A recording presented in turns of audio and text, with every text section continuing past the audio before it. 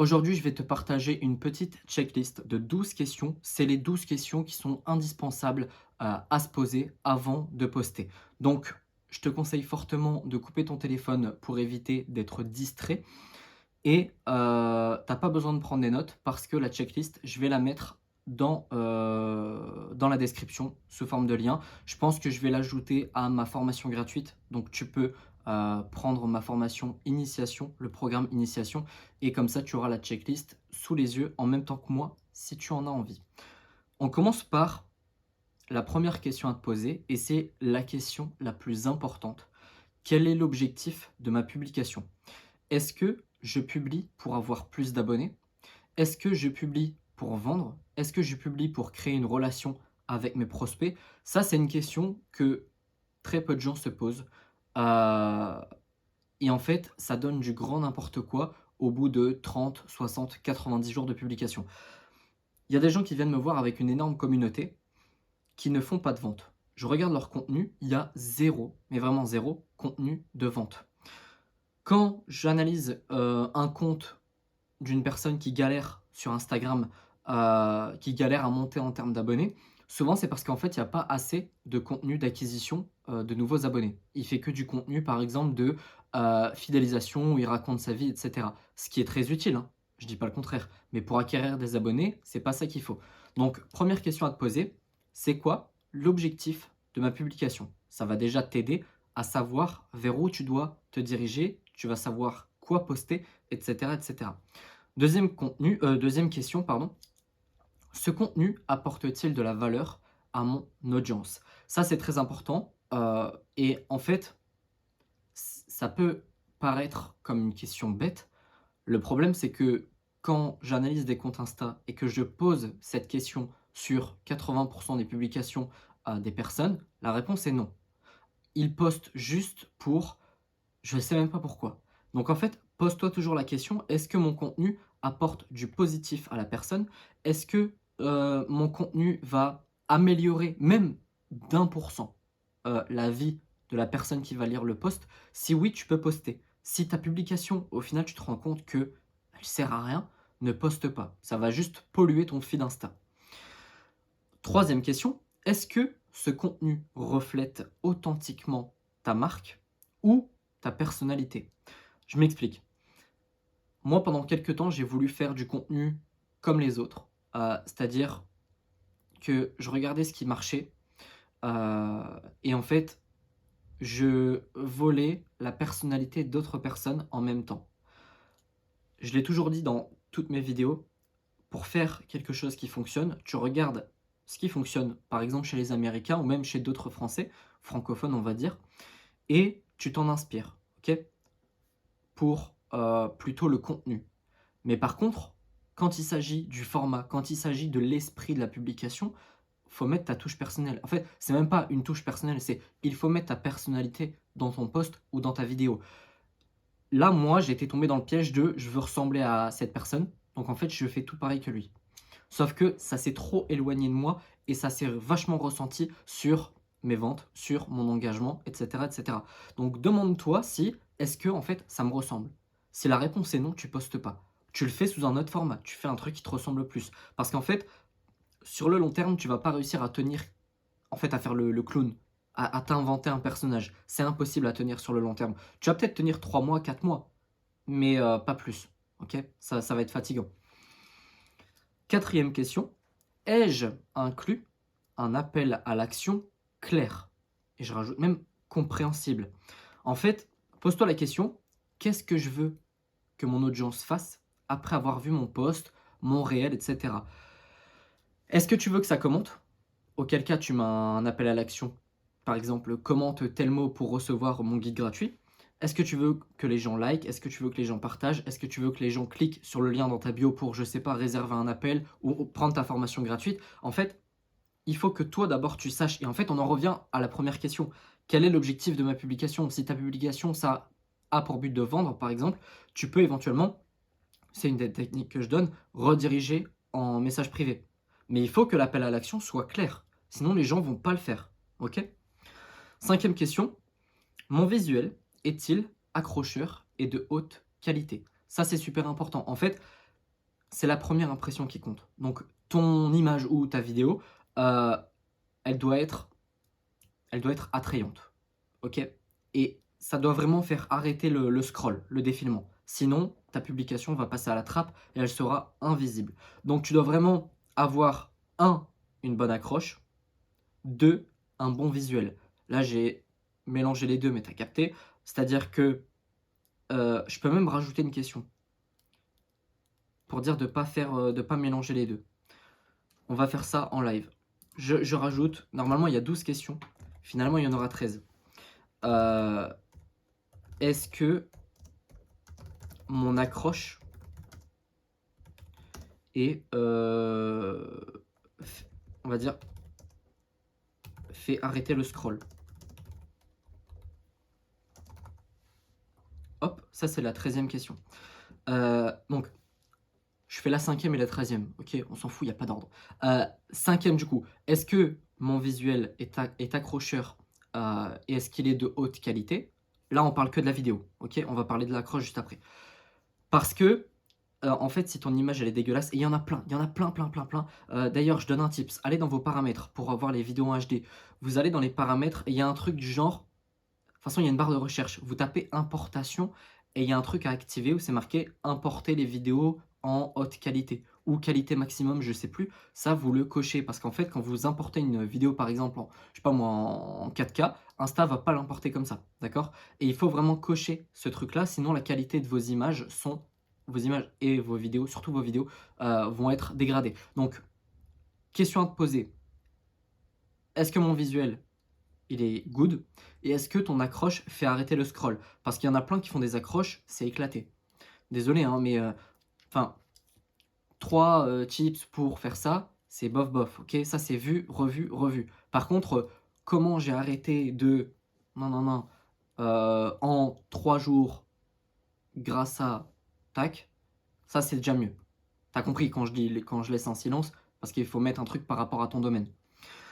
On va passer maintenant à la 6e question. Juste avant, si tu me suis depuis quelque temps, tu le sais déjà, mais je propose une formation gratuite que j'ai nommée le programme Initiation, dans lequel je te montre comment créer une audience qualifiée en 30 jours sur Instagram et sur TikTok. Si tu l'apprends, tu seras automatiquement ajouté à ma liste email et donc tu recevras un conseil business tous les soirs à 18 h.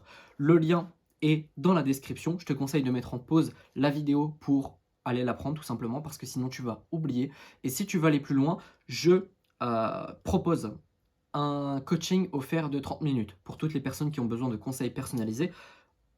En gros, je vais répondre à absolument toutes tes questions pour que tu repartes avec le plus de valeur possible. J'insiste, encore une fois, parce qu'il y a quelqu'un il n'y a pas longtemps qui m'a dit que j'avais bien fait d'insister à chaque vidéo.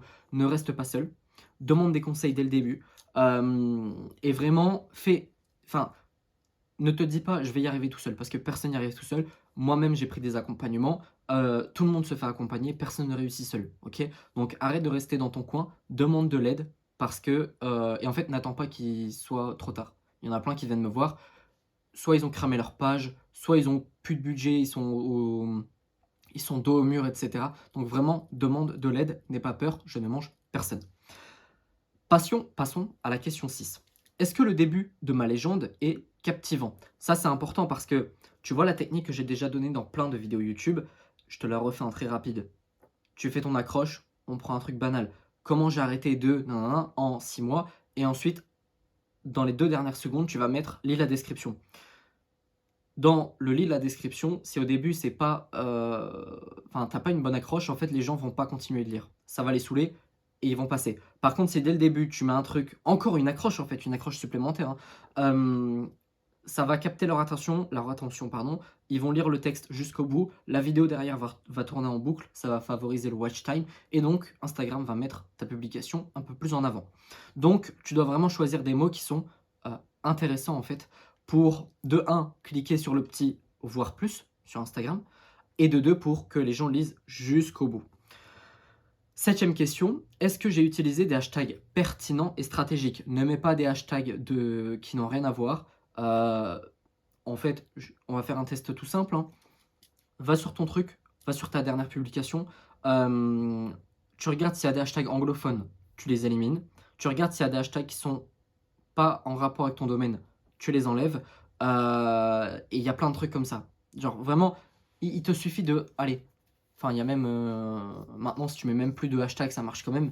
Mais pour ceux qui utilisent encore les hashtags, pour moi, il y a des chances que ce soit bientôt la fin d'ailleurs des hashtags. Mettez des trucs qui sont vraiment par exemple, si tu fais un post sur la productivité,